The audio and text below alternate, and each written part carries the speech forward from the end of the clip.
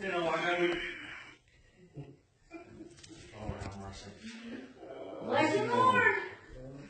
You know, I got to thinking, especially after last night.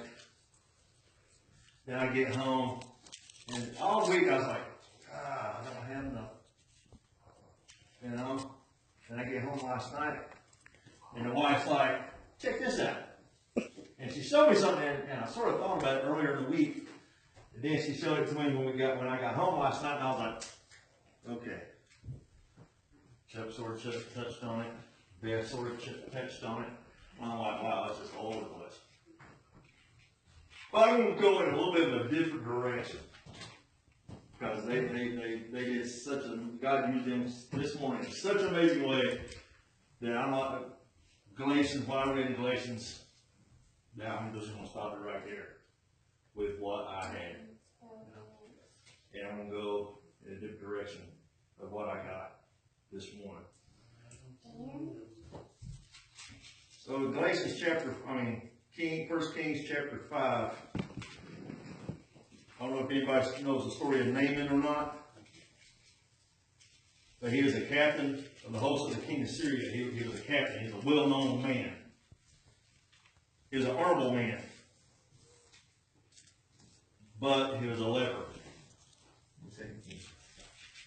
Oh, I'm sorry. 2 Kings. 2 Kings chapter 5. I'm sorry. Yeah. Oh, is that what I said? Yeah. Okay. But anyway, Naaman was a very humble man, and he was a mighty man. He was very powerful, but he had a problem, and he was a leper. In other words, he had a sickness.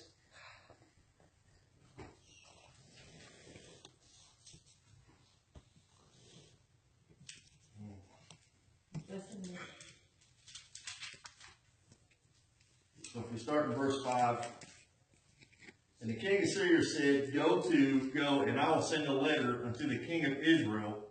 And he departed, and took with him 10 talents of silver, and 6,000 pieces of gold, and 10 changes of raiment. And he brought the letter to the king of Israel, saying, Now, when this letter is come unto thee, behold, I have therewith sent Naaman, my servant, to thee, that thou mayest recover him of his leprosy. And it came to pass, when the king of Israel had read the letter, that he rent his clothes and said, Am I God? Am I God to kill and to make alive? That this man do send unto me to recover a man of his leprosy? Wherefore consider, I pray you, and see how he seeks a quarrel against me. That's a whole other sermon right there on its own. Amen. And it was so, when Elisha, the man of God, had heard that the king of Israel had rent his clothes, that he went to the king, saying, Wherefore hast thou rent thy clothes? Let him come now to me, and he shall know that there is a prophet in Israel. So Naaman came with his horses and with his chariot, and stood at the door of the house of Elisha. Can you just imagine this man of valor, this well-known man, coming up in a chariot, a great chariot, with fine horses, all right? And so Naaman came with the chariots to the house of Elisha, and Elisha sent a messenger unto him, saying, Go and wash in Jordan 7 times, and thy flesh shall come again to thee, and thou shalt be clean. Yep. But Naaman was wroth, and he went away and said, Behold, I thought he will surely come to me, and stand and call on the name of the Lord his God, and strike his hand over the place, and recover the leper. Don't we get that way sometimes? Mm-hmm. Do we not get to the situation where we're like, you know what, I'm so high and mighty, God, I expect you to move in this big and mighty way. Yeah. God, I want you to move. I want you to move in this big and mighty way. And God said, you know what? That's all I want you to do. Mm-hmm. Come on. But because it's not what we think should happen, we're like, no. That's below me. That's beneath me. Yeah. He was telling Naaman to go and wash in the river Jordan 7 times, and the Jordan was a very nasty, dirty river. Cleaner rivers closer by, over in Damascus. Why not send me to Damascus, where the waters are clear and clean? But no, God's wanting him to go to the river Jordan to clean himself. In order to get his healing, God's saying, you know what? You got to get dirty before you get clean. Come on. You got to get in and get down and get dirty and get low. You got to humble yourself. Because Samson, he was a man of valor. He was a high-minded man. He pulled up in his chariot and horses for, but he was a leper. He was sick. But yet, he had that high, mighty, fluting thing going on, like, you know what? I'm a man of valor. I'm a man of power. I have won many a war. Have I not helped this man come to this point? Have I not done all this? Aren't we the same way? Have I not done all this? Lord, have I not done all this in your name? Come on. You still need to humble yourself and go dunk yourself 7 times in what I said. Go dunk yourself. Before you can be made clean, before you can be made whole, you need to go clean yourself in this dirty river. You know what? This boggles their mind. Like, what? How can this be? And then you can look at verse 12. It says, are not Edna and Pharpar rivers of Damascus better than all the waters of Israel? We're that same way. Don't we look at certain things and say, you know what? There's something better. Why would I want this? Yeah. But yet sometimes the better is not as good as what God is telling us to do. But yet, because in our mind, it's not what we want. It's not what we expect to happen. We will lose our blessing. We will lose our healing. We will miss out on what God has for us just because we don't want to do it God's way. We want to do it our way. Amen. Amen. And his servants came near and spoke unto him and said, my father, if the prophet had bid thee do some great thing, wilt thou have done it? How much rather then, when he said to thee, wash and be clean?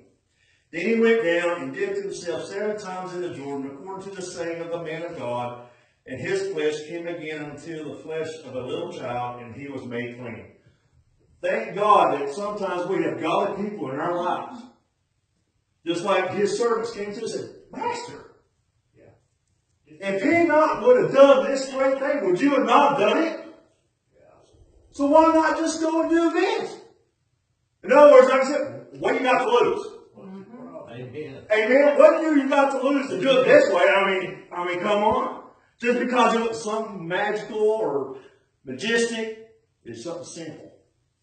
And sometimes the simple confounds the wise. Yeah. Amen. Amen. 1 Samuel,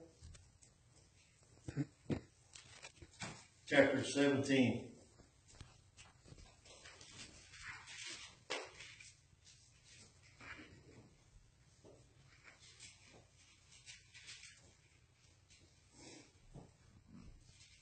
Give you a little background on what's going on here in chapter 17. This is about David. David's brothers are at war against the Philistines. They're helping Saul. Okay? Starting in verse 26. Well, I'll give you a little bit of background right here before I get to this point.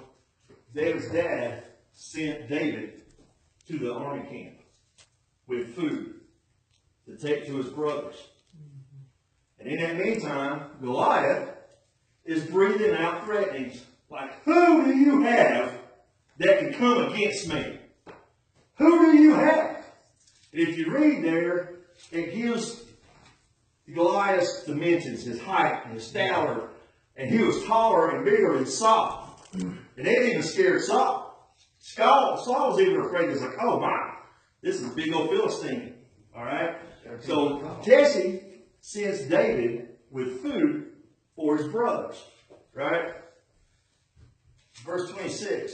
And David spoke to the men that stood by him, saying, what shall be done to the man that kills this Philistine and takes away the reproach from Israel? And for who is this uncircumcised Philistine that he should fight the army of the living God? Come on. Notice how he said living God.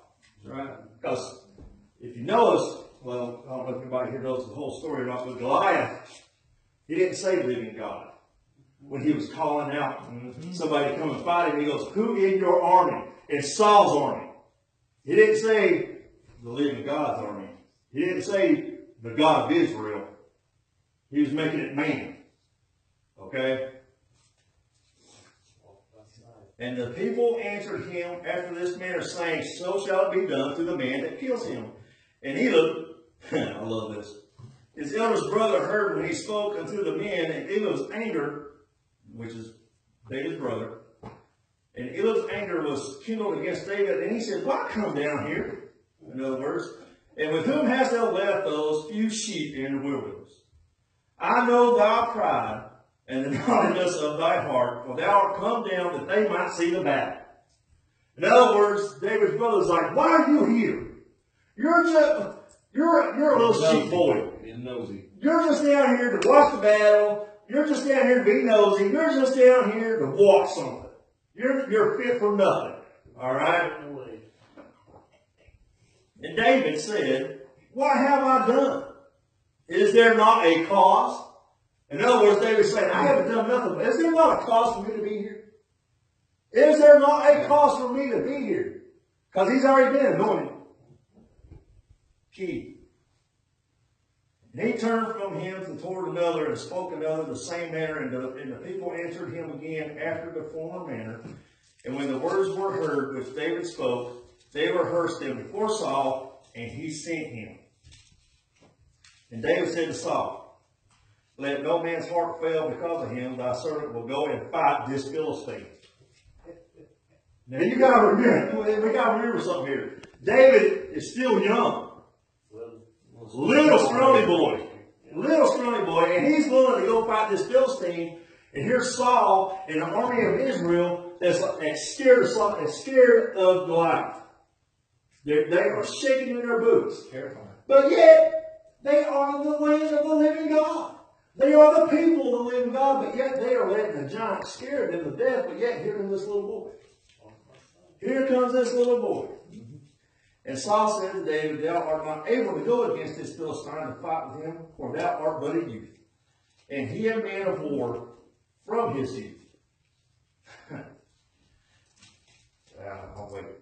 And David said unto Saul, thy servant kept his father's sheep, and there came a lion and a bear, and took a lamb out of the flock. And I went after him and smote him, and delivered it out of his mouth. And when he arose against me, I caught him by his beard, and smote him, and slew him. See, David reminded Saul, like, hey, I've done this. I fought a bear. I fought a lion. But right before that, what was it that Saul said? You are but a youth. You are not a man of war.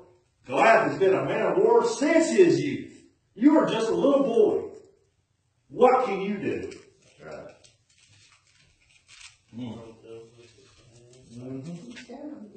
Yes, he did. This here. Okay, going down to verse 38. And Saul armed David with his armor, and he put a helmet of brass upon his head. Also he armed him with a coat of mail. And David girded his sword upon his armor, and he is afraid to go, for he had not proved it. And David said unto Saul, I cannot go with these, for I have not proved them. And David put them off him. I love this part right here, because there's something really deep right here if we really think about this. How many times do we try to fight other people's battles? How many times do we try to put our armor, should say, on them? How many times do we say, you know what, you can't do this because of this. You need to do it my way. You need to, and that's what Saul was telling David. You got to do it my way. It's my way or no way. You got to do it my way. And David says, you know what? I can't do it your way. Look at this. It does not fit me. It does not fit. I cannot wear your war dress. How many times do we try to put our armor on other people? How many times do we try to get them to fight the battle the way that we would fight it? That's it. That's right. Look at David. David is young. David is little. How many times do we look at somebody and think There's no way that they're going to be able to fight this. There's no way. That's it. Oh, believe me, there's plenty of time people can fight. There's no way he's going to make it. There's no way. Why? Because they're trying to put their way onto me. The way that they fight a battle is different than the way I fight a battle. The way Mike fights a battle is different from the way Chuck fights a battle. But if we work together, our ways walk and connect, and any we're not standing a chance. Amen.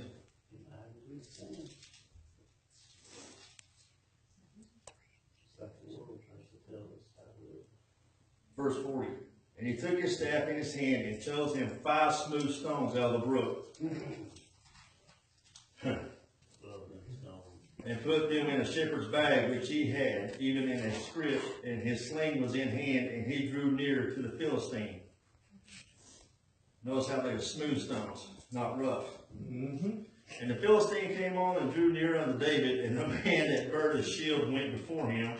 And when the Philistine looked about and saw David, he disdained him, for he was but a youth, and a ruddy, and a fair countenance.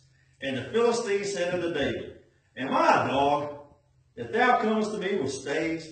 And the Philistine cursed David by his gods. And the Philistine said to David, Come to me, and I will give my flesh to the fowls of the air, and to the beasts of the field. Then said David to the Philistine, Thou comest to me with a sword, and with a spear, and with a shield. But I come to thee in the name of the Lord of hosts. Amen. The God of the armies of Israel, whom thou hast defied. See, there's something that David had that Goliath did not seem to understand. He had faith. He had the faith knowing that when he went into that battle, God was going to deliver him. It had nothing to do with what David was going to do. It had nothing to do with what Saul was going to do. It had nothing to do with the army. It all had to do with God and the faith that David had in God to deliver Goliath into his hands. Right. So no matter what giant we are facing, as long as we got that faith, going through that storm, if we have that faith, guess what? God is going to fight our battle. We're not going to have to. Amen. Amen. But we got to keep going forward. We got to have the faith that David had going against that giant, going up against that storm.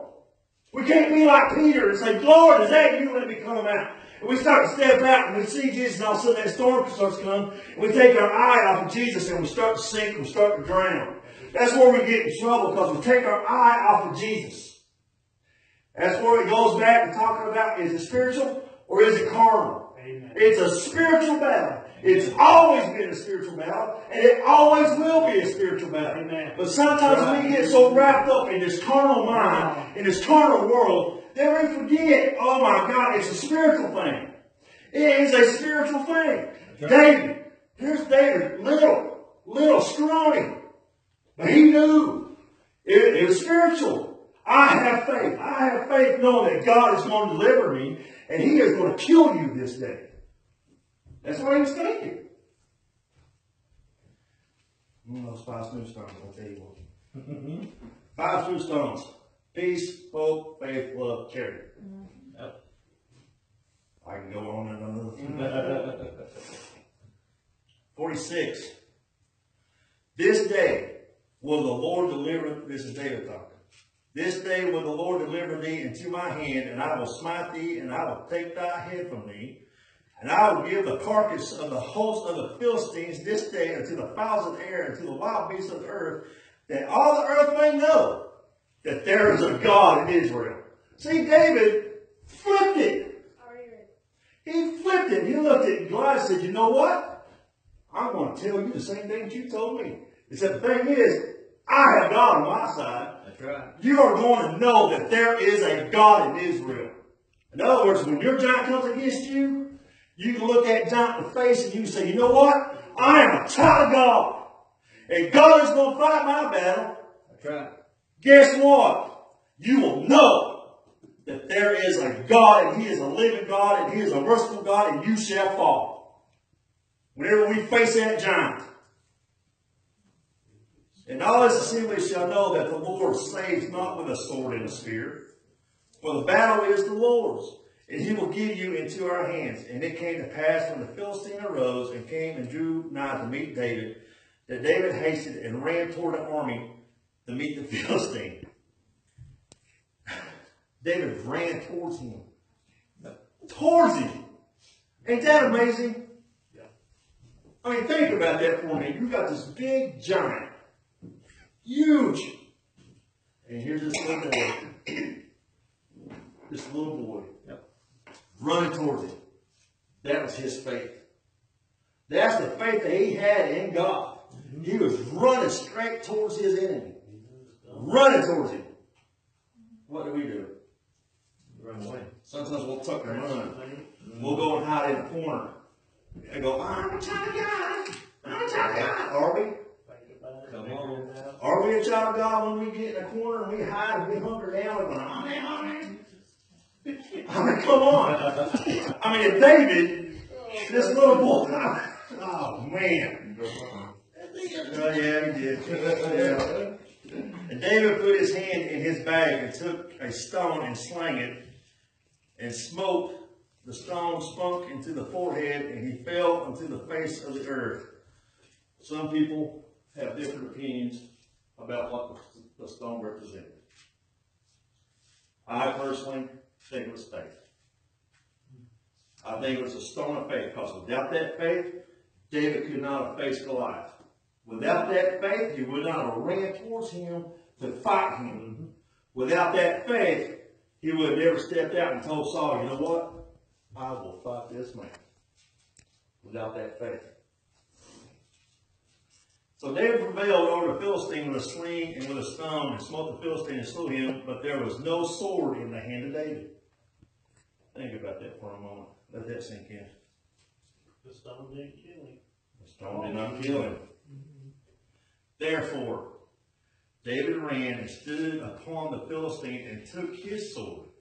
Whose sword did he take? Goliath. He took Goliath's sword and drew it out of the sheath thereof and slew him and cut off his head therewith. And when the Philistines saw their champion was dead, they fled. So this is what I love about this part right here. David went and took the giant's own weapon and used it against him. Yep. Cut his head off. Ought we not to do the same? Yep. Are we not to do the same? Anything within our lives that is not of God, that takes us away from God, are we not just to take, are we just to merely put it in a corner and, well, no. We are to cut the head off of that sin. We are to cut the head off of that depression. We are to cut the head off of that depression. We are to cut the head off of that alcoholism. We are to cut the head off of that drug addiction. We are to cut the head off. How many times do we not cut the head off and it creeps up and it comes back to life? That's why David went and cut the head off Goliath, to make sure that it was dead. To make sure that there's no way that giant could get back up and go fight the children of Israel. That there's no way that he could breathe curses and threatenings again. That there's no way that he would come up and find David and kill David. Amen? So we got to make sure that when we go against our enemy, when we go against our giant, when we go against whatever it is that is bringing us down, that is pulling us down, whatever it is that we are fighting against, when we put our faith in God, like David did when he went up against Goliath, when we put our faith in God and we start hitting that enemy straight on, we got to cut the head off. Amen. Grab that, whatever it is. You know what? I would love to take some people that are addicted to drugs and have them come into a church, or even with us standing there. Go and just dump every drug they got out. Just dump it out and put their full faith in God. I'll tell you what, if you put your full faith in God, anything is possible. Amen. Look at David. David was talking about a boy. He went up against a giant. Are our giants bigger? Our God's bigger. Our God is bigger than our giants. And David knew that. Sometimes we forget that. Mm-hmm. I think it's good for us to recall the words of this book at times. I mean, we look at David. David was just a scrawny little boy. He was anointed to be king of Israel. Anointed to be king. And here he is, a scrawny little boy, And he goes up against the giant, and everybody's like, oh my gosh. He's but a boy. How many times does our enemy look at us? Did you not used to have this problem? Mm-hmm. Do you not still battle with this? Think about it. How many times have we allowed the enemy to get inside our head and start messing with our head? That's it. Our spiritual, the spiritual battle, not our carnal battle. That's right. And it all starts right here, in our mind. Yeah. David knew that. Mm-hmm. David went straight towards Goliath without fear. But yet we get afraid. Why? Is not our God stronger than our enemy? Is not our God mightier than our enemy? Will not our God deliver us out? Amen. Will he not? Yeah. But no, we get looking carnally. We get to look at, well, I may lose my truck. Come on. Amen. Come I on. I don't know. I love this. I love that. I may end up losing that. Oh God, I don't know if I can lose that or not. Really? What are you looking at? Yeah. Are you looking at the carnal? Which is more important, the carnal or the spiritual? Come on. Which one's going to be there for you, the carnal or the spiritual? Come on. Which one's going to send you to hell? The carnal, not the spiritual. We got to start looking at things spiritually. I remember telling Chuck earlier, years ago, I didn't have a job. But yet, I had a street ministry, I had a youth ministry out of my house. And God provided everything. I moved to Ohio because there's pressure coming from other people about, oh, you need a job, you need a job, you need a job. My buddy's like, hey, come up to Ohio. I go to Ohio. Put somebody else's armor on. Trying to put something. Amen. Trying to put something else. And I'm not saying that God wasn't there watching over me, protecting me, Amen. keeping watch over me, but I wasn't in His will. His will for me was here in Big Stone Gap. But I went away because of money, because carnal. Even though spiritually God was providing everything, I didn't have to worry about nothing. There's food on the table, bills were paid, Never leave me, never forsake. but yet there was that little boy, those people working. Like, need your job, need money, blah blah blah. And I'm not saying that but God will provide. Amen. Amen. God will provide. You gotta do what you gotta do, as long as God's in it. And what I'm saying is that sometimes we gotta look at our stuff. Look at our stuff and say, is our stuff carnal? And if it's carnal, do we really need it? And if we don't really need it, is it pulling us down? Is it keeping us away from God? Mm-hmm. How spiritual is the carnal keeping me from being spiritual? Amen? Amen.